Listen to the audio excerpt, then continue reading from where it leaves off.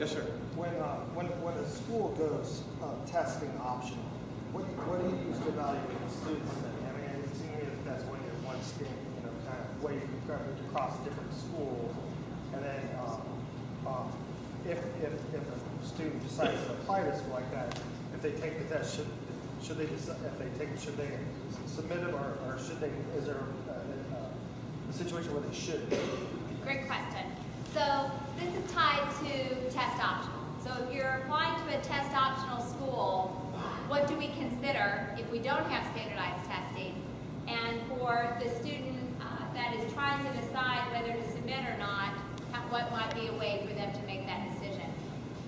For us, in terms of test optional, again, we've been test optional since '96, and it's interesting when a student decides to apply as a non-submitter.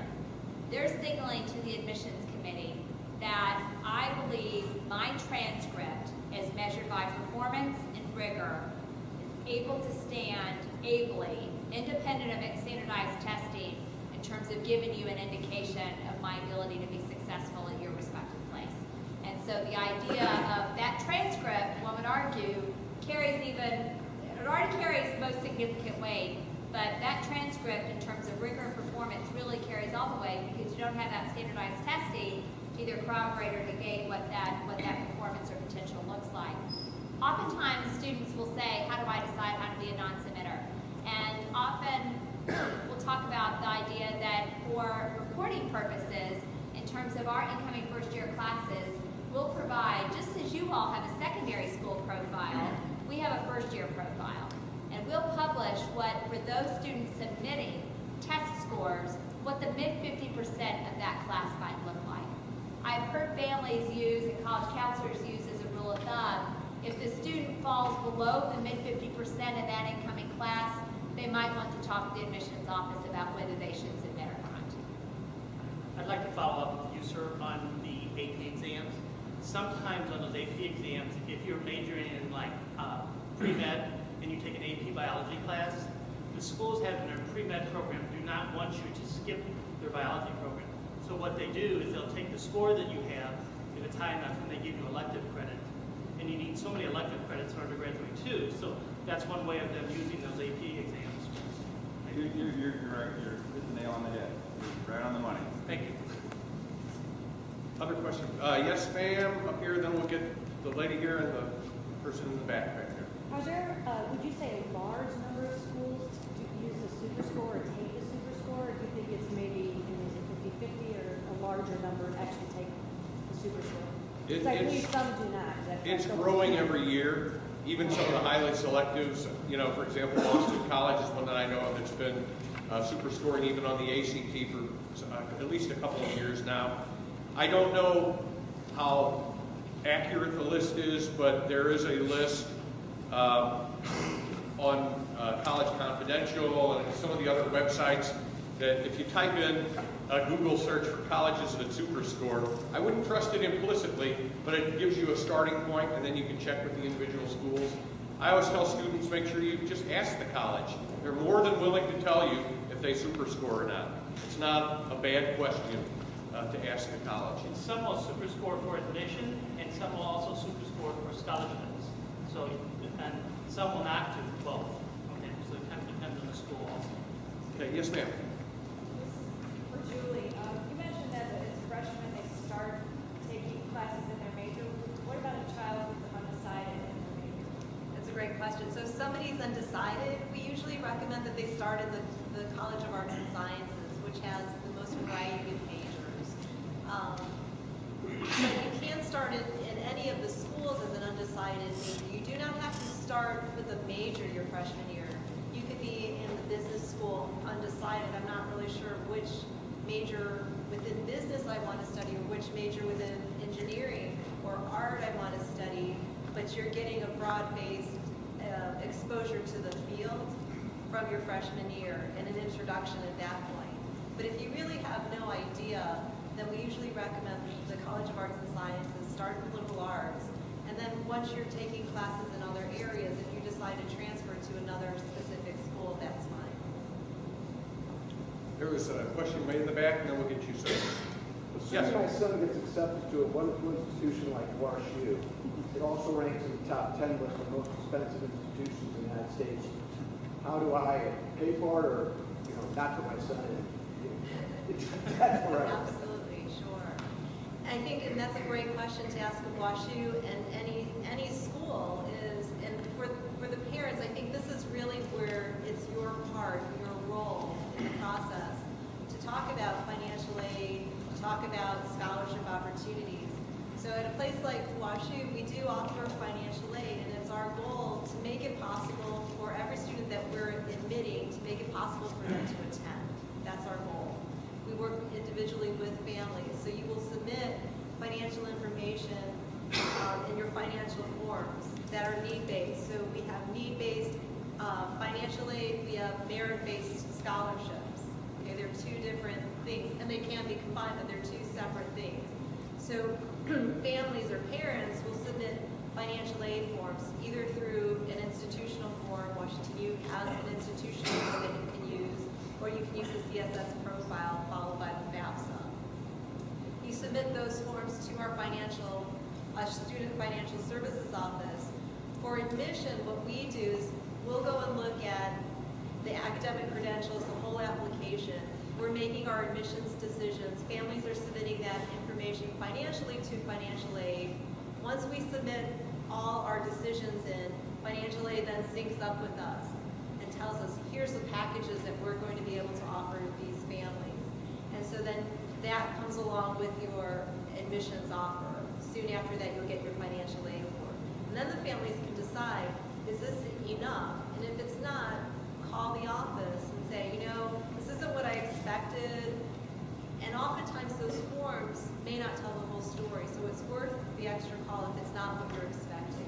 I would just like to add, too, that brand new in the last year is that every college in the country has to have on their website an estimated cost of attendance, where they will make at least a general attempt to, based on your information that you provide, give you a pretty good ballpark estimate of what you should actually have to pay. Okay, so it's like a financial aid estimator, but it's individualized by college. And that is something new that was, I think, mandated by the government in the last year. One additional thing too is that there are other outside sources. The schools can't always afford to give you all the money that you're asking for, but there are other places that you can do outside things and get scholarships for. And so I usually tell the parents it's one of the jobs you have to start doing basically your junior year, start looking for scholarships that maybe your son or daughters, if you've got daughters here, are looking for scholarships, where are some of those sources at? Yes, sir. I think you were first, and then we'll get the lady right next to you. And we'll have time for about one more question after those two. I'm afraid I might be a little late with my question, but I am curious on the admissions side, how the high school institution itself, a school like SLU High, or if I think Dr. Moran is no longer here, but how the institution figures into the decision process when you have applicants who have the same core curriculum, same ACT, same extracurricular activities. Does the institution have any factor in the process?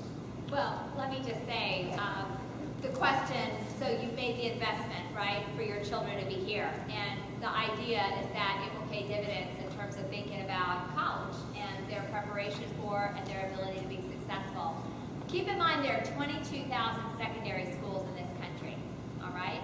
And then if we go global, think about the hundreds, right, of high schools that are likely to send students to the U.S. to study at the undergraduate level. It is just absolutely incumbent upon our staffs to know as much about the schools.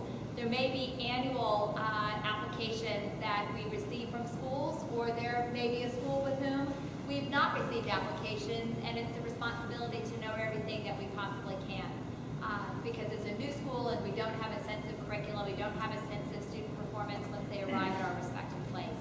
So, the other part of it that I think about too, and when I hear your question, for so many you're probably thinking, had our child decided to go to the public high school, would they have a higher grade point average, or would they have different performance with a group that maybe is not as mobile in terms of moving on to four-year colleges and universities?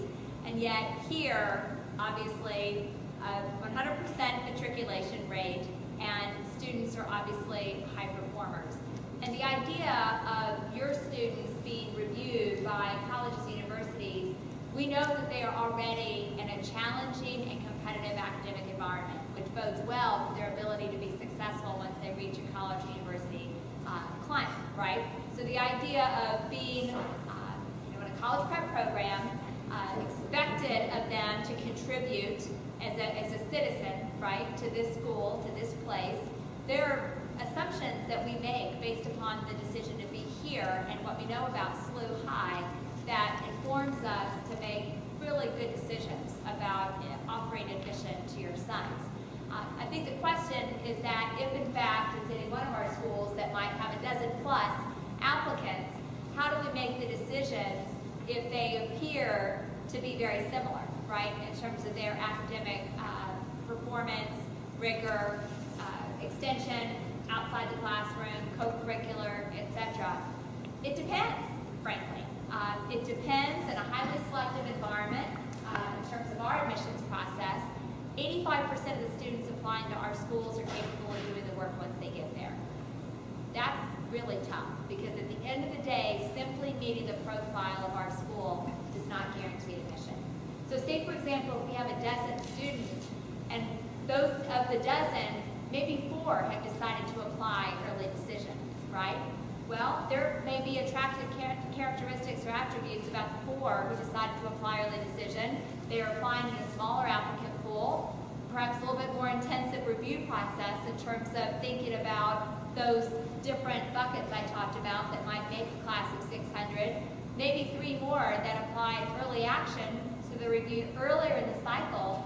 By the time we reach the regular decision round, in our case, we're reviewing about 4,200 applications for the last 120 spots in the class, okay? So the balance of the applicants might be as strong as the students that we reviewed in early decision, early action, but by the time we reach regular decision round, we're really looking for unmet needs, right? Is there a first-year bassoonist that we really, really need? And is a bassoonist in that balance of that pool?